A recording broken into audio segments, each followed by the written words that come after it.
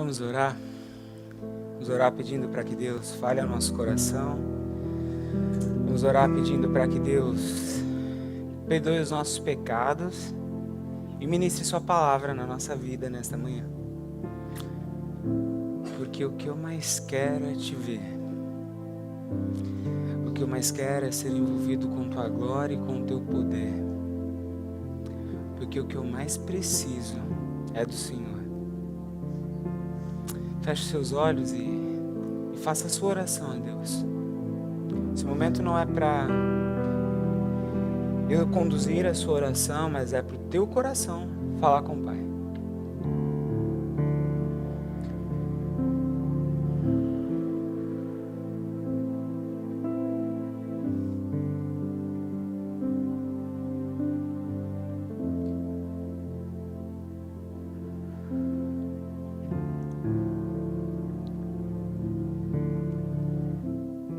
Senhor nosso Deus e nosso amado Pai, graças te damos por este momento.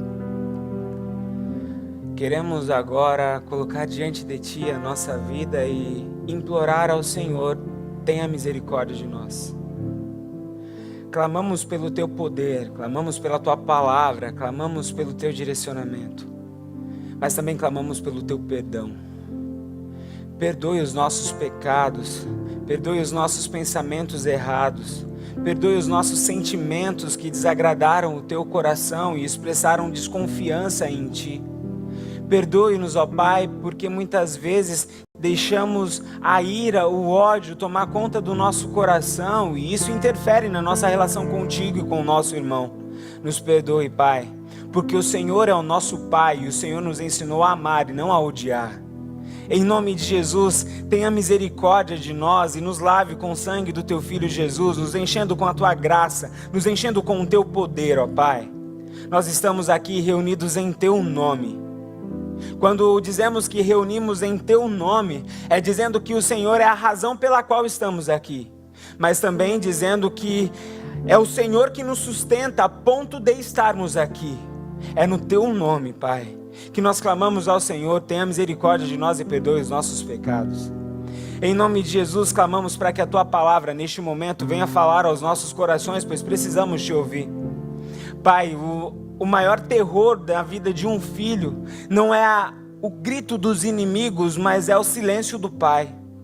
Pai, nós sabemos que podemos estar envoltos por inimigos, envoltos por provações, envoltos por tempestades, ó Pai, mas se o Senhor estiver nos segurando, carregando em Teu colo, nós ficamos em paz. Por isso, neste momento, nós clamamos por Tua presença, clamamos pela Tua direção, clamamos pela Tua palavra, porque é a Tua palavra que nos acalma, é a Tua palavra que nos sustenta, é a Tua palavra que nos permite caminhar, é a Tua palavra que nos corrige, é a Tua palavra que nos faz sermos seres humanos, ó Pai, iguais ao Teu Filho Jesus. E é por Tua palavra que clamamos nessa manhã, Deus. Tenha misericórdia de nós e fale aos nossos corações. Nós clamamos a Ti, Pai. Venha com o Teu poder, venha com a Tua glória, encher este lugar com a Tua palavra. É esta oração que nós te fazemos, em nome de Jesus. Amém, amém e amém. Trincas, hoje nós estamos na nossa terceira mensagem dessa série intitulada Trincas, Pequenos Pecados, Grandes Estragos. Nós falamos já sobre a trinca da maledicência, depois falamos sobre a trinca do olhar para trás, e hoje nós falaremos sobre a terceira trinca. Diferente das outras mensagens, nessa introdução, eu quero levar aos irmãos a descobrirem sobre qual trinca nós iremos falar e, ao mesmo tempo, qual é a consequência dessa trinca em nossa vida. Quero levar os irmãos a descobrirem isso apenas pela leitura do texto. Então, vamos ao texto. Mateus, capítulo 25, verso 14 e 30. Mateus, capítulo 25, verso 14 a 30. Enquanto lemos, eu gostaria que os irmãos ficassem atentos e procurassem nessa leitura qual é a trinca deste personagem e qual foi a consequência dele ter permitido que essa trinca continuasse na vida dele e crescesse. Busque no texto a trinca e a consequência da trinca. Mateus capítulo 25, verso 14 até o 30. Diz assim a palavra de Deus: E também será como um homem que, ao sair de viagem, chamou os seus servos e confiou-lhes os seus bens. A um deu 5 talentos, a outro 2 e a outro 1, a cada um de acordo com a sua capacidade. Em seguida partiu de viagem. O que havia recebido 5 talentos, saiu imediatamente, aplicou-os e ganhou mais 5. Também o que tinha 2 talentos ganhou mais 2. Mas o que tinha recebido 1 talento, saiu, cavou um buraco no chão e escondeu o dinheiro do seu senhor. Depois de muito tempo, o senhor daqueles servos voltou e acertou contas com eles. O que tinha recebido 5 talentos trouxe os outros 5 e disse: O senhor me confiou 5 talentos. Veja, eu ganhei mais 5. O senhor respondeu: Muito bem, servo bom e fiel. Você foi fiel no pouco, eu porei você sobre o muito. Venha e participe da alegria do seu senhor. Veio também o que tinha recebido 2 talentos e disse: O senhor me confiou 2 talentos. Veja, eu ganhei mais 2. O senhor respondeu: Muito bem, servo bom e fiel. Você foi fiel no pouco, eu porei você sobre o muito. Venha e participe da alegria do seu senhor. Por fim, veio o que tinha recebido 1 talento e disse: Eu sabia que o senhor é um homem severo, que colhe onde não plantou e junta onde não semeou. Por isso, tive medo. E saí e escondi o seu talento no chão. Veja, aqui está o que lhe pertence. O senhor respondeu: Servo mau e negligente. Você sabia que eu colho onde não plantei, que junto onde não semeei. Então, você devia ter confiado o meu dinheiro aos banqueiros, para que quando eu voltasse, recebesse de volta com juros. Tirem o talento dele e entregue ao que tem 10. Pois a quem tem, mais será dado, e terá uma grande quantidade. Mas ao que não tem, até o que tem será tirado. Lancem para fora o servo inútil, nas trevas, onde há choro e ranger de dentes. Pergunta: qual é a trinca do servo mau e negligente? O que ele fez? Qual foi a causa, a razão pela qual ele escondeu o talento ao invés de trabalhar com o talento para multiplicar? Qual foi a causa? Qual foi a resposta que ele disse ao Senhor? Olha, é porque eu tive isso que eu não fiz. O que foi? Medo. A trinca de hoje é o medo. Nós vamos falar sobre o medo. A gente vai ver como o medo pode nos tornar pessoas más e negligentes. E veremos, além disso, quais são as consequências do medo em nossa vida. Quais foram as consequências do medo na vida daquele servo mau e negligente? Primeiro, o que o Senhor fez com ele? Tirou o talento. Segundo, colocou para fora. Nos lançou em um lugar de choro e de ranger de dentes. A trinca é aparentemente pequena, medo. Ele sentiu medo. Se a gente for analisar o texto, a gente vai ver que ele não pegou o dinheiro e usou esse talento em algo ilícito, do tipo, ele não pegou o talento e usou com drogas, prostituição, balada, nada disso. E também ele não pegou o talento e fez um desvio de verba. Ele não pegou o talento e falou: bom, agora eu estou com o talento do meu Senhor, eu vou usar isso aqui para fazer uma viagem com a minha família. Não. Ele não fez nada disso. A única coisa que ele fez foi pegar o talento, enterrar o talento, tirar esse talento debaixo da terra e depois entregar esse talento ao seu Senhor. Embora ele não tenha feito nada socialmente repugnante, veja, a consequência foi muito forte. Primeiro o talento dele foi tirado. Ele que tinha recebido 1, foi tirado aquilo que ele tinha recebido e foi dado àquele que agora estava com 10. Porque, lembre, ele tinha recebido 5, depois mais 10, e aí o Senhor falou: olha, isso aqui tudo é seu, entra e desfrute da minha felicidade. E aí depois fala: olha, pegue este 1 talento que está com este servo medroso inútil e negligente, e entregue ao que tem 10. Primeira consequência foi essa, mas a segunda, para mim, é a mais terrível. Ele foi enviado para o inferno. Uau, o medo enviou para o inferno.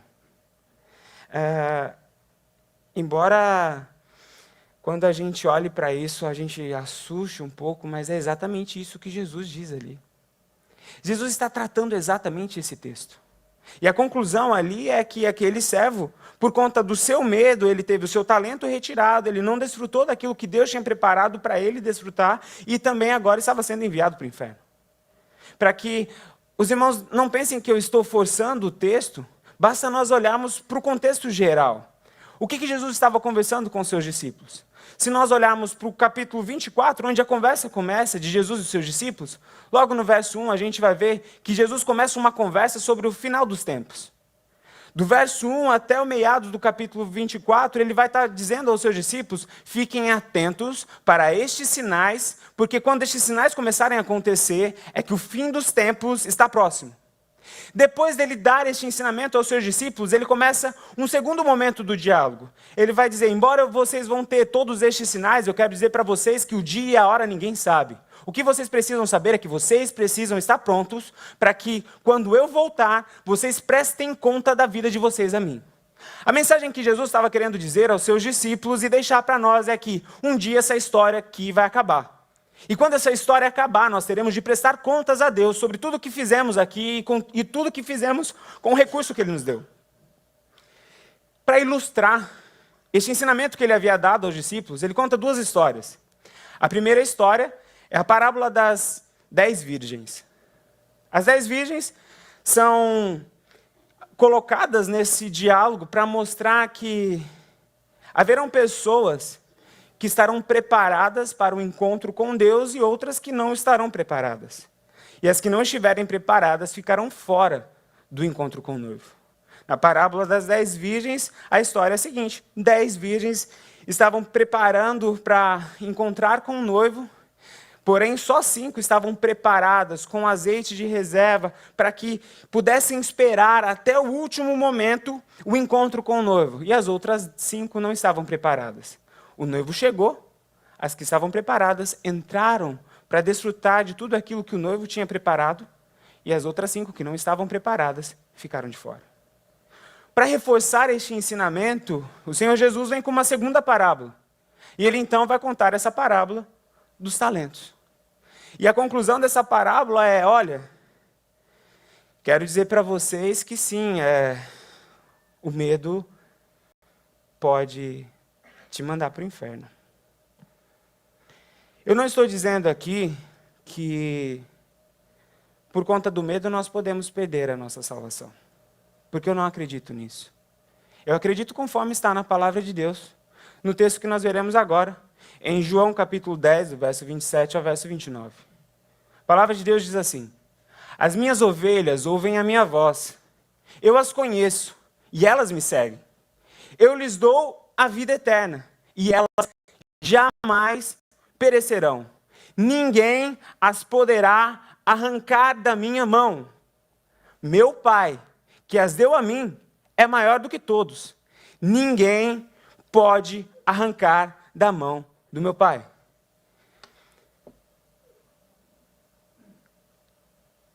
Já foi. Esse aqui é meu amigo, viu? Esse aqui é meu amigão. Toda vez ele vem, me abraça e fala: pastor. Eu falo: você está bonito. Ele falou: obrigado, o senhor também está bonito. Quando a gente olha esse texto, a gente tem a certeza que o ensinamento de Jesus aqui não é para nos dizer: olha, se você tiver medo, você vai perder sua salvação. O ensinamento de Jesus aqui para nós traz duas lições.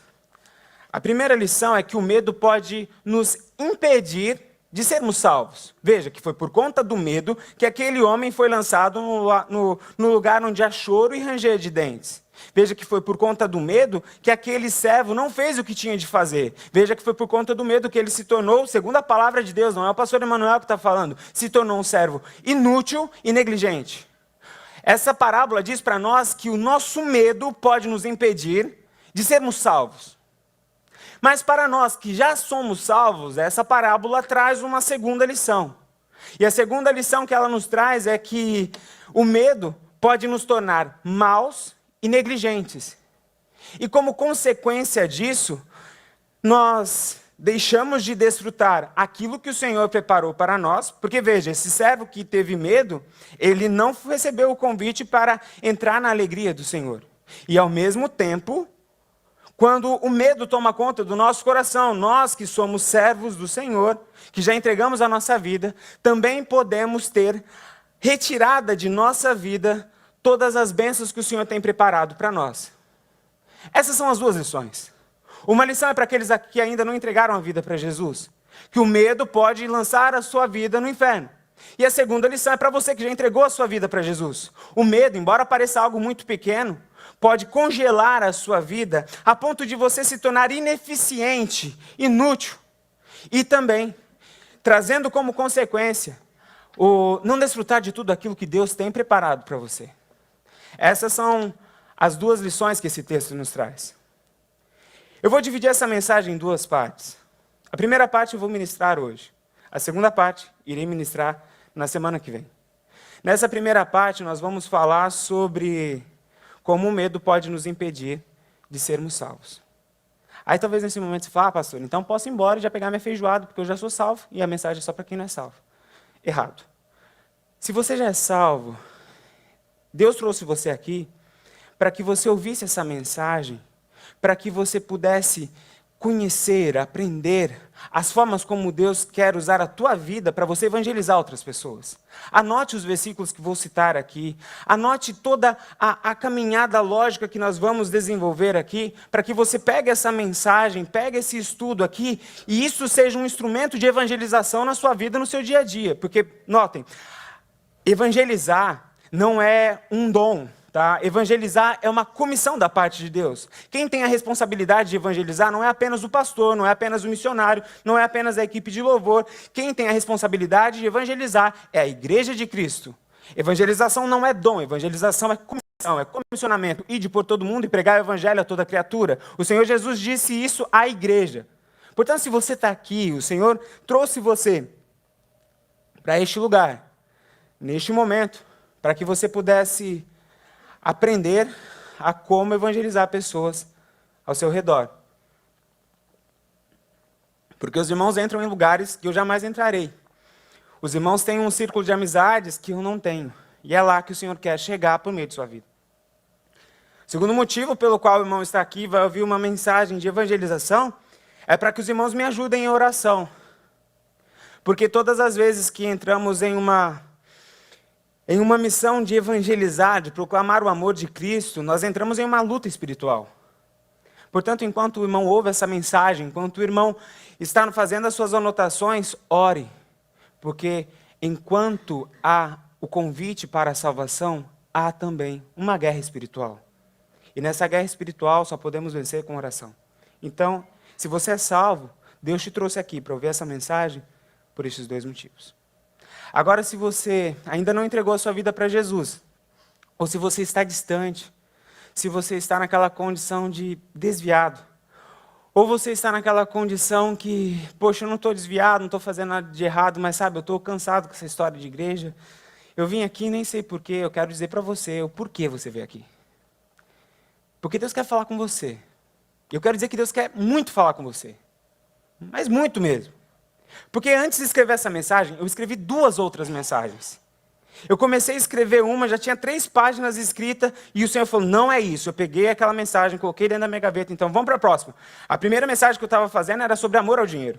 A segunda mensagem que eu comecei a escrever, o Senhor falou, não é isso. Eu peguei a segunda mensagem, coloquei dentro da gaveta, e falei, então tá bom, Senhor, o que é para fazer? E a mensagem do Senhor é sobre isso. Portanto, eu não sei se ao chegar no final do culto, você vai dizer sim ao Senhor. Mas eu quero dizer para você que Deus quer muito falar contigo. E eu tenho que entregar esse recado para você. Quando a gente olha para essa mensagem, a gente tem muito claro que o medo pode impedir uma pessoa de ir para o céu. Que o medo pode levar, sim, uma pessoa para o inferno. Eu não sei qual é o motivo pelo qual você ainda não entregou sua vida para Jesus. Talvez pode ser pelo medo da sua família. Pastor, a minha família é de uma tradição religiosa totalmente diferente. Se eu disser sim para Deus, eu vou estar dizendo não para minha família. Ou então pode ser que o seu medo esteja relacionado ao seu ciclo de amizade. Pastor, se eu disser sim para Deus, eu vou perder todos os meus amigos. Eu vou perder toda a minha rotina de saída, de conversa. Pastor, eu estou nos Estados Unidos aqui, o que manda é relacionamento. Se eu disser sim para Deus, eu vou dizer não para todos os meus amigos. Ou pode ser que o seu medo em dizer sim para Deus é porque você tem coisas erradas na sua vida que você sabe que se você disser sim para Deus, você vai ter que deixar de fazer. Você vai ter que dizer não para as suas práticas, para os hábitos que você tem cometido, e isso toma o teu coração. Pode ser que o seu medo esteja relacionado a um sentimento de autopreservação. Pastor, eu me distanciei da igreja porque eu fui muito machucado. E agora eu não quero mais voltar, porque eu sei que se eu voltar eu vou ser machucado de novo. E o teu medo está relacionado a esse instinto de autopreservação. Eu quero dizer para os irmãos, não deixe o seu medo te lançar no inferno.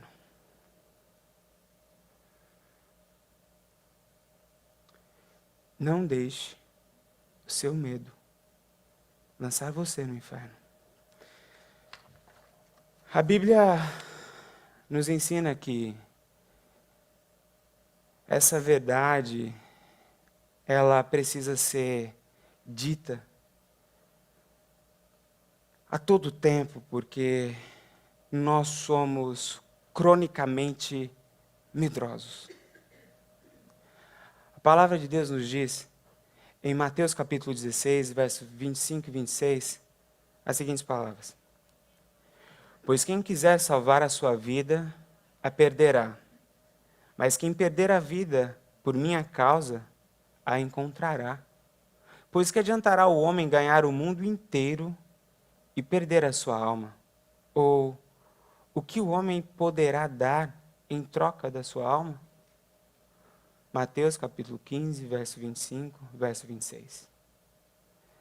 Em Lucas capítulo 14, verso 26, o que a palavra de Deus nos diz é: se alguém vem a mim e ama o seu pai, a sua mãe, a sua mulher, seus filhos, seus irmãos e irmãs, e até a sua própria vida, mais do que a mim, não pode ser meu discípulo. Eu sei que essa mensagem, ela pode gerar um certo estranhamento e muita resistência. Eu sei disso. Mas eu quero pedir para você que, por favor, me escute. Quem está dizendo isso não é o pastor Emanuel. Quem está dizendo isso é a palavra de Deus. Não dá para você tentar salvar a tua vida com as coisas que você acredita que são as suas fontes de segurança e deixar Deus de lado e acreditar que isso vai dar certo. A única forma de nós salvarmos a nossa vida, de termos uma vida que se enche de significado, é entregar a nossa vida ao Senhor. Essa é a única forma. Muitas pessoas tentam ganhar a sua vida por meio do dinheiro, por meio de relacionamento, mas quando chega no final de sua vida, o que encontra é um buraco absurdo, existencial.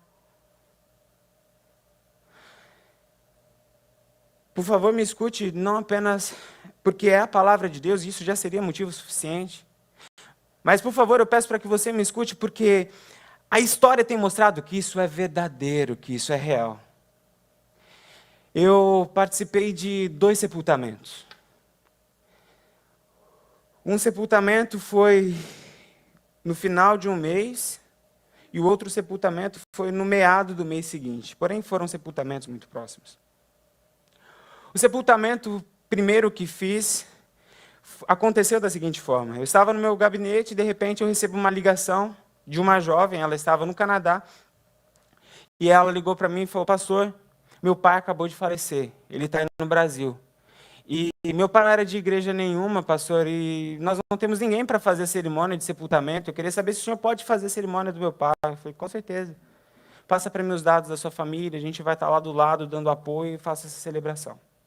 Mas, pastor, eu preciso que antes do senhor fazer a celebração, o momento, né, ali do funeral do meu pai, eu gostaria que o senhor soubesse um pouco da história do meu pai. Eu falei, pode falar. Pastor, meu pai, quando ele casou com minha mãe, teve 3 filhos. Quando nós éramos ainda criança, meu pai começou a beber, sair muito, deixava minha mãe em casa. Meu pai se tornou um alcoólatra. Ele se tornou muito agressivo, ele batia em nós, batia na minha mãe. E depois do alcoolismo, depois das agressões, meu pai começou a trair a minha mãe. Chegou um momento que minha mãe falou, não aguento mais, sai da minha vida. Meu pai e minha mãe terminaram o relacionamento, meu pai entrou em um segundo relacionamento. No segundo relacionamento, o problema se repetiu. Meu pai alcoólatra, meu pai traía, meu pai batia. A segunda esposa também não aguentou. Então separou o casamento e meu pai foi para o terceiro relacionamento. Agora meu pai já um pouco mais velho, a história se inverteu. Meu pai que batia agora começou a apanhar da mulher. Meu pai que era traído, que traía agora começou a ser traído. E meu pai morreu. O pai dela tinha 65 anos. Só que o álcool tinha destruído ele. Bom, 3 famílias.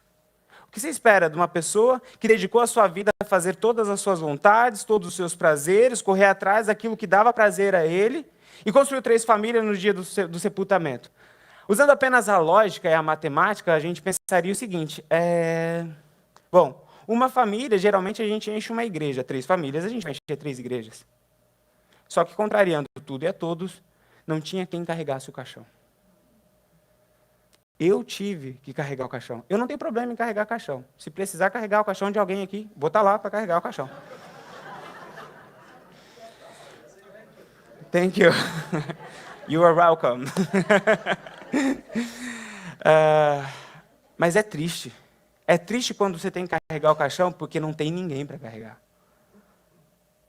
O que eu vi ali foi o resultado de uma vida que pensou só em si, dedicou só para si e terminou sozinho. Que tentou viver do seu jeito, que tentou ganhar a vida fazendo aquilo que dava prazer para o coração dele. E no final o que encontrou foi a solidão, foi a morte, foi a desgraça e foi o inferno. 15 dias depois, a ministra de missões da nossa igreja, uma senhora de 75 anos, que dedicou a vida toda ao Senhor, e ela dizia que ela tinha o dom do celibato, e por isso ela não casou, não teve nenhum relacionamento, a vida inteira dela foi dedicada à obra do Senhor. 75 anos. Não constituiu família com esposo, filhos. O que você espera? Bom, com uma família você enche uma igreja. Sem nenhuma família, e a família toda morava no Nordeste. Nós estávamos em São Paulo. Bom, vai dar ali uma meia dúzia de gato pingado. Contrariando tudo e a todos. Não havia lugar para as pessoas sentarem na igreja. Ficou pessoas em pé no corredor, em pé nas laterais e no hall de entrada. E detalhe, porque ela morava no Nordeste, o corpo teve de ser embalsamado. Então nós realizamos uma cerimônia e o corpo nem estava presente. E tinham mais de 400 pessoas na igreja.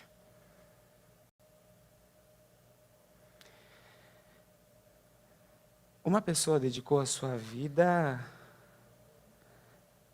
a buscar os seus prazeres, a fazer a sua vontade, e terminou a vida do pior jeito que poderia terminar.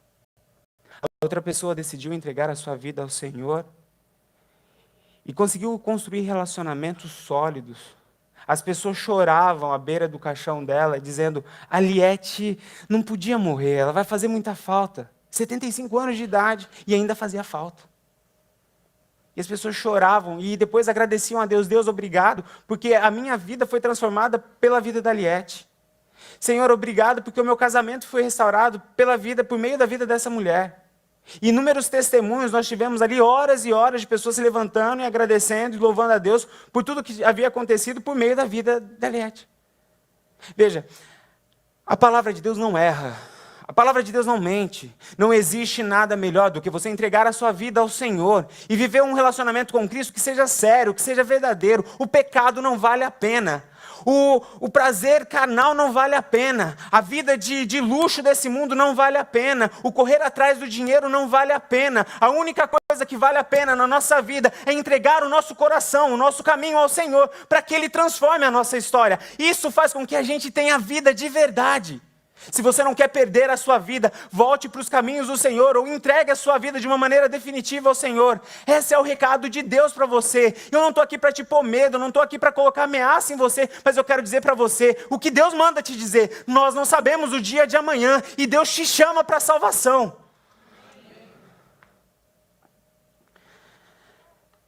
A palavra de Deus diz em Mateus capítulo 16, verso 24.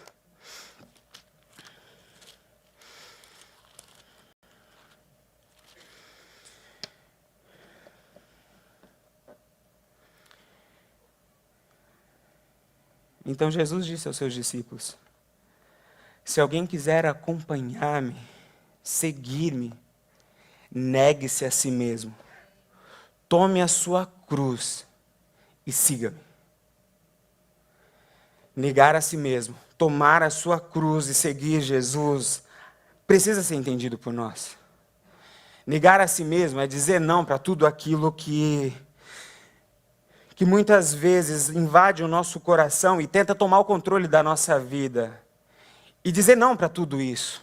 É dizer não para a nossa vontade, é contrariar a nós mesmos. É esmorrar a nossa carne, como Paulo diz. Eu digo não para aquilo que é contrário à vontade de Deus.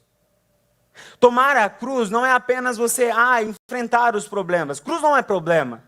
Problemas são problemas e carregar a cruz é outra coisa totalmente diferente. Eu estou com... A minha cruz, pastor, é porque eu estou passando por um momento de enfermidade.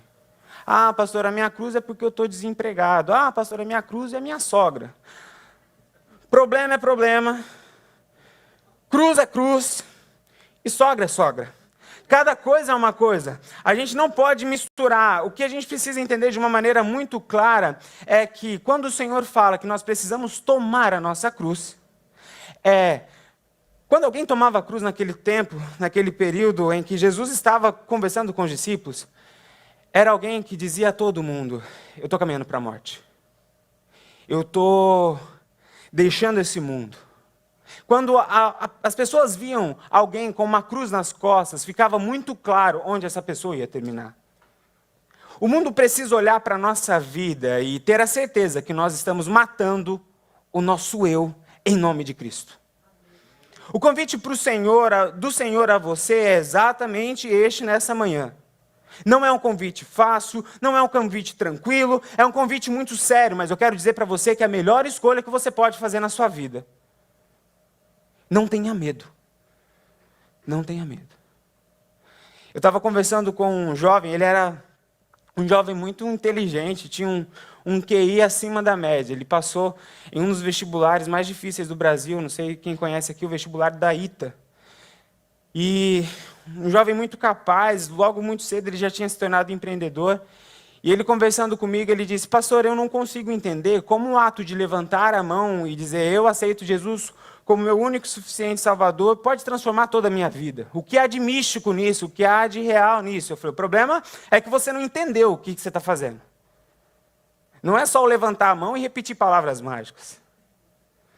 Quando você diz: Senhor, eu entrego a minha vida para Ti, o que está acontecendo é mais ou menos o seguinte: você está assinando um contrato com o Senhor, dizendo: a partir de hoje, eu vou viver não para fazer mais as minhas vontades, mas para fazer a sua vontade.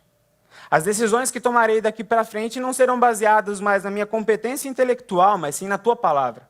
E por mais que a Tua palavra seja, em muitos momentos, agressiva à minha racionalidade, a tudo que eu aprendi, eu decido, e neste contrato que eu estou assinando com o Senhor, abrir mão do meu direito de decidir. É isso que você está fazendo. Por isso que muda, porque a gente está trocando aqui fonte de autoridade. É isso que você está fazendo. Aí ele falou assim: e qual é a garantia que eu tenho que tudo isso vai dar certo? E aí, eu convido os irmãos a abrirem as suas Bíblias em Mateus, capítulo 19, verso 29.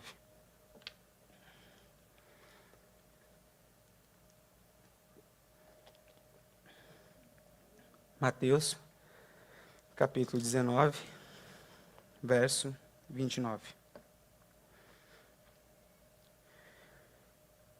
E todos os que tiverem deixado casas, irmãos, irmãs, pai, mãe, filhos ou campos, por minha causa receberão 100 vezes mais e herdarão a vida eterna. Essa é a garantia que eu te dou. 100 vezes mais. A gente precisa entender o que significa esse 100 vezes mais. 100 vezes mais significa não apenas um cálculo matemático, mas o colocar 100 vezes mais aqui é para dizer que é algo infinitamente maior do que tudo aquilo que você tem. É algo que é incalculável. É como se o Senhor estivesse dizendo: sabe tudo aquilo que você tinha desfrutado na sua vida, todas as suas fontes de segurança, o que eu tenho preparado para você, que me segue, que me acompanha, que me serve, que entrega a sua vida a mim, é incomparavelmente maior. É 100 vezes mais. A gente precisa entender também que ele não está falando aqui, olha, eu vou te dar 100 vezes mais dinheiro. Então, se você tinha $1, eu vou te dar $100. Se você tinha um carro, eu vou te dar 100 carros. Se você tinha uma casa, eu vou te dar 100 casas. Não, não é isso que ele está falando.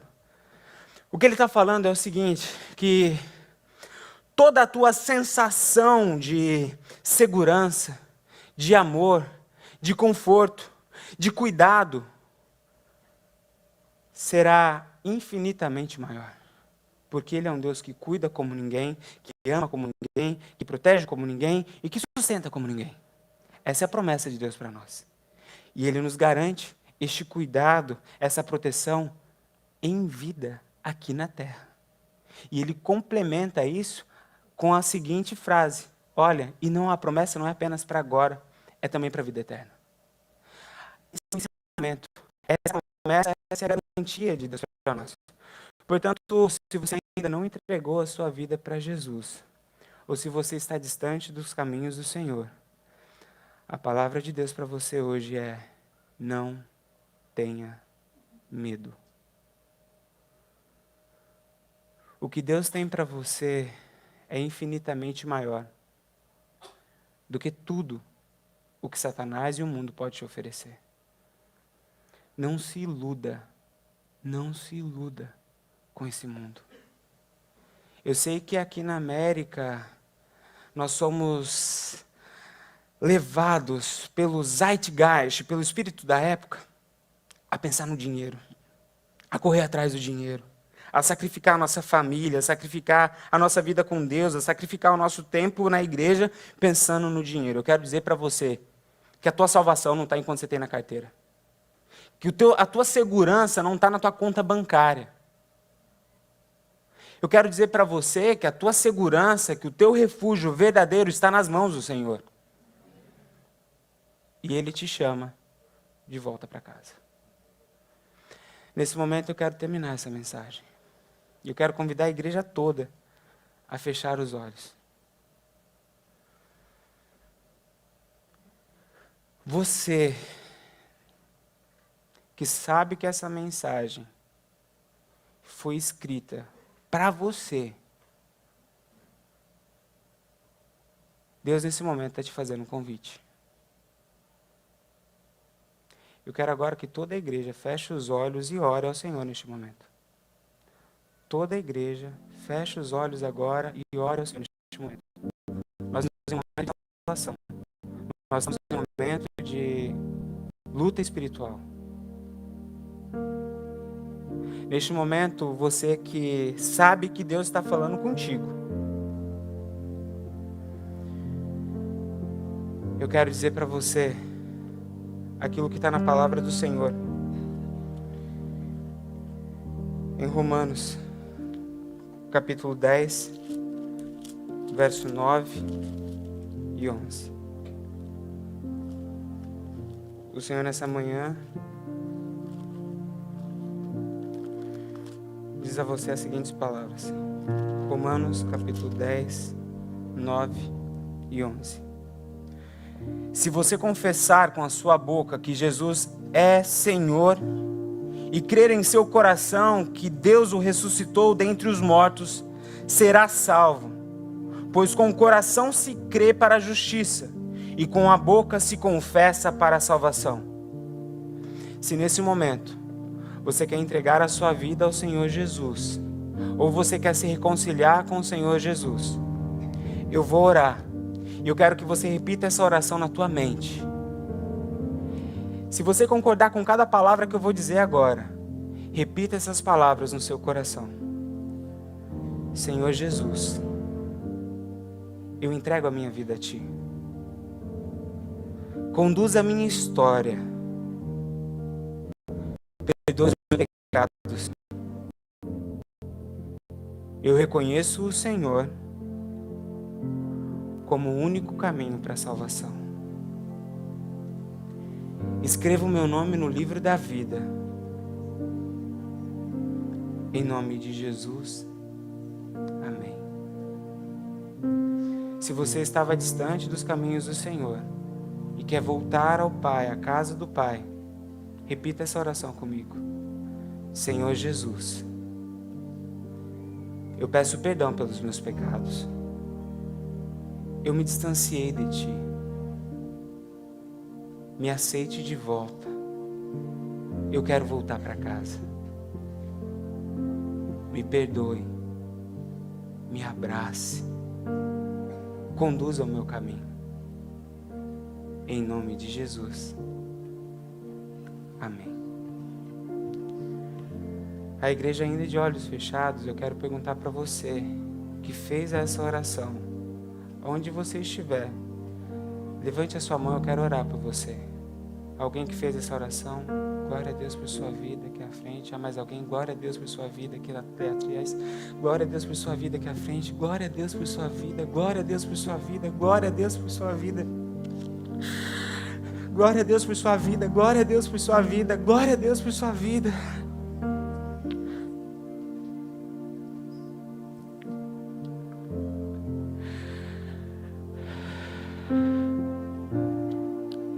Há mais alguém? Há mais alguém que fez essa oração e quer nessa manhã se reconciliar com o Senhor ou entregar o seu caminho ao Senhor? Levante sua mão.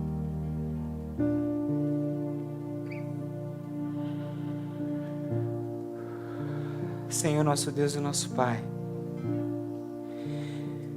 nessa manhã a festa no céu, Pai, porque vidas se entregaram ao Senhor, ó Pai, porque a salvação encheu este lugar, ó Pai. E neste momento nós te louvamos porque o Teu Espírito trouxe salvação, trouxe vida e realizou o maior dos milagres que poderíamos ver, o milagre da cura do pecado, da salvação e da restauração, Pai. Em nome de Jesus nós te agradecemos, ó Pai, por Tua palavra e pelo Teu Espírito, ó Pai, entre nós.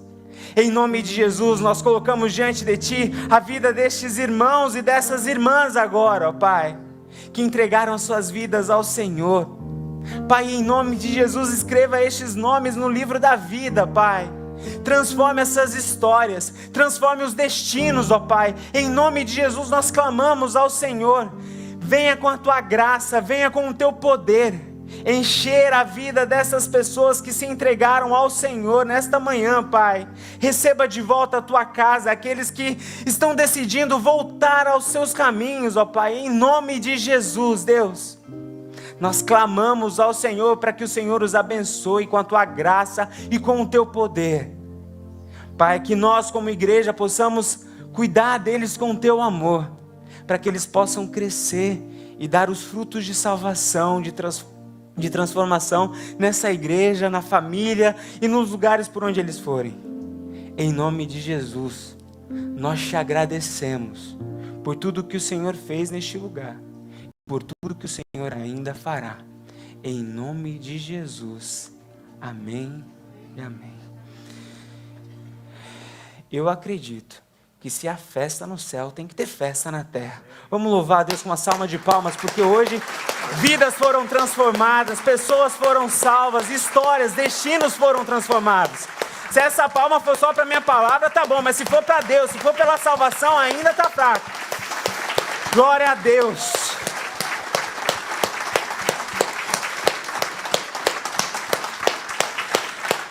Amém. Sejam bem-vindos à casa